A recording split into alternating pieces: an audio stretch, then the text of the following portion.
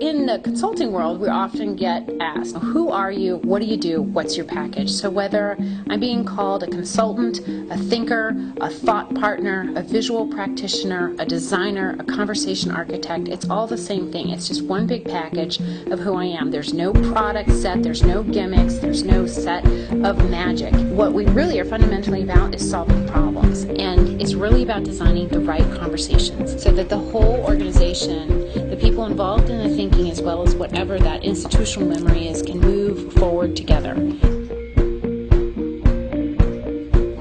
Technology has given us a ton of access to information, and information stimulates thought, which is incredible because we're really able to think about and conceive a whole lot more than we ever have until this time. But the byproduct of that is that we really aren't able to put sustained attention on anything long enough to truly understand it or expand it.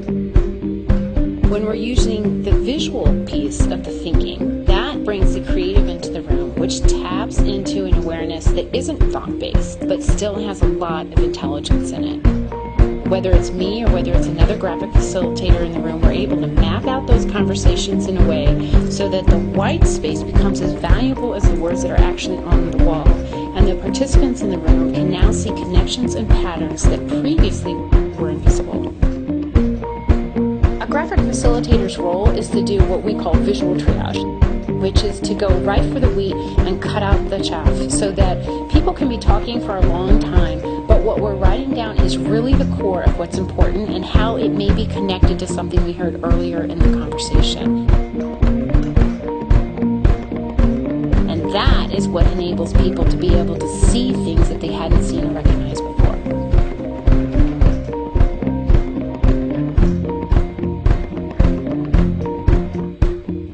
The most powerful leaders I know are powerful because of their way of being in the world. Your way of being is directly connected to your level of self-awareness.